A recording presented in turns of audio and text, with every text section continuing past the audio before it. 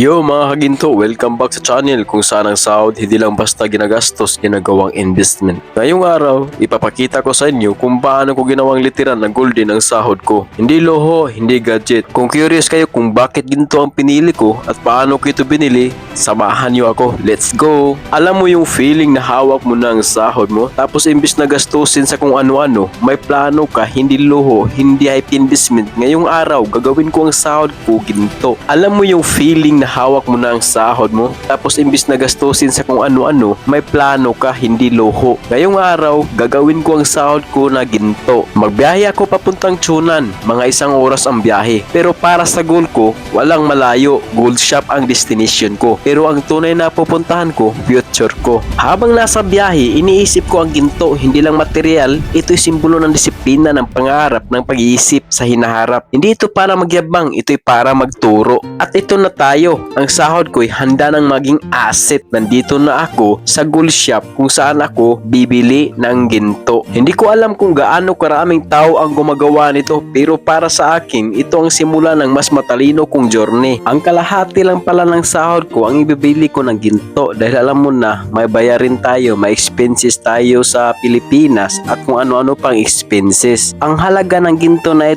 pala ng ginto ay 1,660,000 Korean won. Ang halaga pala ng ginto ay 1,660,000 won, Korean won. Kung sa piso, ito ay nagkalaga ng 68,335,000 pesos kung sa pesos. Kaya mas mahal din. Kaya sa pagbili ko, wala akong masyadong iba mga tinatanong. Tinatanong ko lang kung magkano yung grams, magkano yung ang ginto. Thank you. 잠깐만.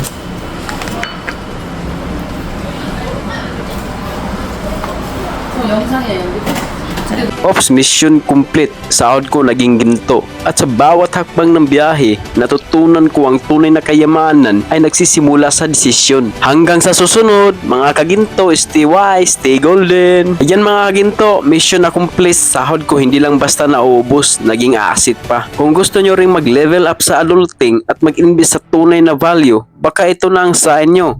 Don't forget to like, comment, and subscribe para sa mas marami pang kwentong sweldo na may silbi. Hanggang sa susunod, stay golden, stay wise. Thank you for watching. Oh, diara, mo din itong nabili nga ginto, no? Ito yung nabili natin ginto na nagkakalaga ng 1,660,000 won, Korean won. Kung sa piso pa, nasa 69,000 siya. Ito lang yun. Kibali to doon. Kung sa dito kayo kibali 7 grams ito siya. May point yun, iba na basta nasa 7.45 grams ganun. Ito yun, ang presyo 1,660,000 Korean won. Nasa piso, nasa mga 69,000 or 68 pesos, parang ganun. Ito ay Korean gold na 24K karat. Thank you for watching.